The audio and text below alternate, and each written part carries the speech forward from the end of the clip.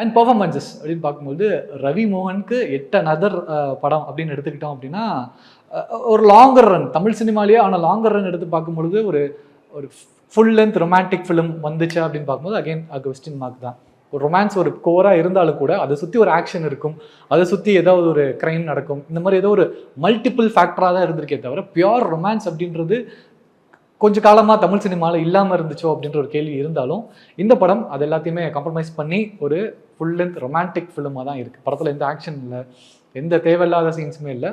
நான் எடுத்திருக்க ஜான்ரா வந்து ரொமான்ஸ் அப்படின்றதுக்கு அந்த ரொமான்ஸ் அண்ட் லவ் கோஷன்ட்டை நோக்கி தான் படம் ட்ராவல் ஆகணும் அப்படின்றதுல ரொம்ப கீனாக இருந்திருக்கிறாங்க கிருத்திகா உதயநிதி. ஸோ பெர்ஃபார்மன்ஸ் அப்படிங்கும்போது ஜெயம் ரவி நம்ம எங்கேயும் காதலில் பார்த்த ஒரு ரொமான்டிக் ஒரு சைடு வந்து இந்த இடத்துல கொஞ்சம் அப்படியே வந்துட்டு போகும். ஆனால் என்ன சர்ட்டில் வே எங்கேயும் காதலில் கொஞ்சம் ஓவர்டூவாக இருக்கும் இல்லையா, லைக் அந்த கேரக்டர் டிமாண்ட் பண்ணியிருக்கோம். இதில் வந்து ஒரு மாதிரி சர்ட்டலான ஒரு வேல அழகாக பண்ணியிருப்பாங்க.